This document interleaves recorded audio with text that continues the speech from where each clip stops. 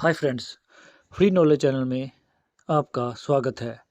आज का हमारा टॉपिक है ये जो न्यूज़ आ रही है कि डिफेंस पर्सन का डिपेंडेंट कार्ड जो है वो बंद हो जाएंगे।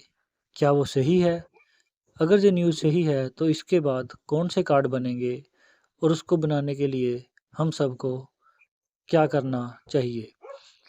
फ्रेंड्स, वीडियो को लास्ट तक देखें ताकि आपको न्यू डिपेंडेंट कार्ड के बारे में पूरी जानकारी मिल सके और आप हर वो डॉक्यूमेंट इकट्ठा कर सकें जिसके बिहाफ पर ये कार्ड बनेंगे और आगे भी इन कार्ड की वैलिडिटी बढ़ाने के लिए जो जो चीज़ों की ज़रूरत पड़ेगी वो सब हम इस वीडियो में आपको बता देंगे। पहले बात उठती है कि ये कार्ड की ज़रूरत ही क्यों पड़ी। दिल्ली के मिलिट्री हॉस्पिटलों में ये पाया गया कि बहुत से पर्सन ऐसे थे जिनको कि जो मेडिकल का ट्रीटमेंट ले रहे थे वो एक्चुअली में उसके काबिल ही नहीं थे। वो किसी भी पर्सन के डिपेंडेंट नहीं थे, जिस वजह से ये बात उठ रही है कि ये जो डिपेंडेंट कार्ड बन रहे हैं, क्या वो सुविधा उन्हीं पर्सन को मिल रही है जो उसके लिए एलिजिबल है, या फिर इन डिपेंडेंट कार्ड के ज़रिए किसी और को भी सुविधा दी जा रही थी। इन चीज़ों को बंद करने के लिए गवर्नमेंट अभी हर चीज़ के लिंकअप में लगी हुई है। इसलिए ये जो आपके डिपेंडेंट कार्ड है ये 31 जनवरी 2024 को बंद कर दिए जाएंगे और कुछ एक हॉस्पिटलों में तो अभी भी आपके पुराने डिपेंडेंट कार्ड नॉट एक्सेप्टेबल कर दिए गए हैं और बहुत सी यूनिटों ने आपके न्यू डिपेंडेंट कार्ड के लिए अप्लाई भी करना शुरू कर दिया है और बहुत से जगह ऐसी भी है जहां पर अभी इन चीज़ों का कुछ भी बोलबाला नहीं है। लेकिन 31 जनवरी के बाद ये जो आपके डिपेंडेंट कार्ड है ये बंद कर दिए जाएंगे। अगर किसी को इमरजेंसी ट्रीटमेंट की ज़रूरत पड़ती है तो उसको इमरजेंसी एडमिट करके उसकी यूनिट से उसका लेटर बनवा के उसका ट्रीटमेंट जारी रखा जाएगा। लेकिन फरवरी के बाद हर किसी के लिए न्यू मेडिकल या न्यू डिपेंडेंट कार्ड बनाने ज़रूरी हो जाएंगे। इसके लिए आपके जो भी डिपेंडेंट पर्सन होंगे उनका आइडेंटिफिकेशन मार्क्स सर्टिफिकेट मांगा जा रहा है जो कि मेडिकल अफसर के द्वारा साइन किया होना चाहिए।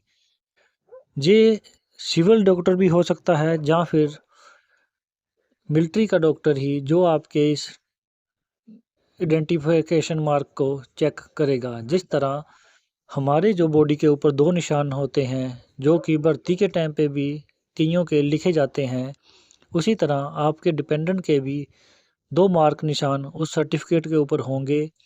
उसके साथ में आपके डिपेंडेंट कार्ड का आधार कार्ड लगेगा और जो आपका पार्ट टू ऑर्डर आपकी यूनिटों में हो रखा है डिपेंडेंट का, उनका वो पार्ट टू ऑर्डर भी साथ लग के आपका ये कार्ड बनेगा। बहुत सी यूनिटें इसके साथ में उस डिपेंडेंट का इनकम प्रूफ भी ले रही हैं।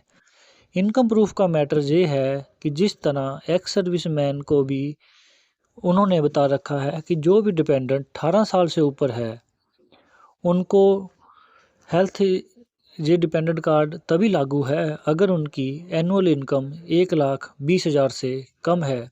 और वही रूल अभी मिलिट्री डिपेंडेंट पर्सन पे भी लागू है।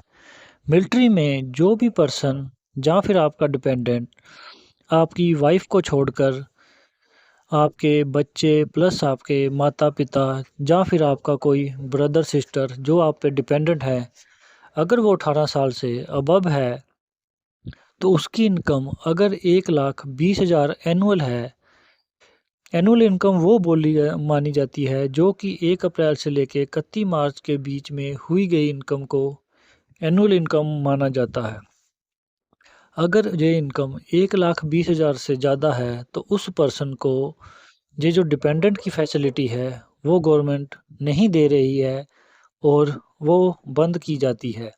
इसी तरह जिस भी पर्सन के माता पिता गवर्नमेंट जॉब में हैं या फिर उसकी इनकम इससे ज़्यादा है तो उनके लिए ये मेडिकल की फैसिलिटी नहीं है। इसलिए बहुत से जगह पर जब ये कार्ड बनाए जा रहे हैं तो साथ में उनके इनकम प्रूफ भी मांगे जा रहे हैं। ये इनकम प्रूफ हर साल भी आपसे मांगे जा सकते हैं। जिस तरह एक्स सर्विसमैन के ईसीएचएस कार्ड में उनके डिपेंडेंट का इनकम प्रूफ हर साल मांगा जा रहा है, अदरवाइज़ वो कार्ड कुछ समय के लिए ब्लॉक कर दिया जाता है और जब वो पर्सन उसका इनकम प्रूफ अपडेट कर देता है तभी वो कार्ड चालू होता है। उसी तरह ये जो आर्मी के डिपेंडेंट पर्सन है, इनका भी इनकम प्रूफ हो सकता है 3 साल के बाद या फिर हर साल मांगा जाए। ये जो आपके न्यू कार्ड बनेंगे, ये 3 साल के लिए वैलिड होंगे और 3 साल के बाद फिर इनको रीन्यू कराना पड़ेगा। अभी ये न्यू डिपेंडेंट कार्ड जो है, इसको बनाने की अथॉरिटी कर्नल तक के रैंक की है। इससे छोटा रैंक कोई भी इन कार्ड्स को अप्रूवल नहीं दे सकता है। लेकिन इन कार्ड्स के लिए आपको अपने माता-पिता के इनकम प्रूफ चाहिए। ये इनकम प्रूफ 2-3 टाइप में मिलते हैं। बात करते हैं सबसे कॉस्टली इनकम प्रूफ जो कि रेवेन्यू डिपार्टमेंट से बनाया जाता है। इसके लिए पहले आपको फार्म भरना पड़ता है, फिर आपकी जितनी भी ज़मीन जायदाद है वो लिखनी पड़ती है और उसके बाद आपने गाँव के लंबड़दार, पटवारी और तहसीलदार के साइन करने के बाद फिर आपके जो सुविधा सेंटर होते हैं वहाँ से ये कार्ड, ये जो सर्टिफिकेट है अप्लाई किया जाता है और वो कार्ड आपकी जो अथॉरिटी होती है कि आपकी इनकम 1,20,000 से एनुअली कम है, तो ये जो सर्टिफिकेट बनता है ये भी 1 साल के लिए होता है और इसमें लगभग 400 से 500 रुपया कॉस्ट आ जाती है।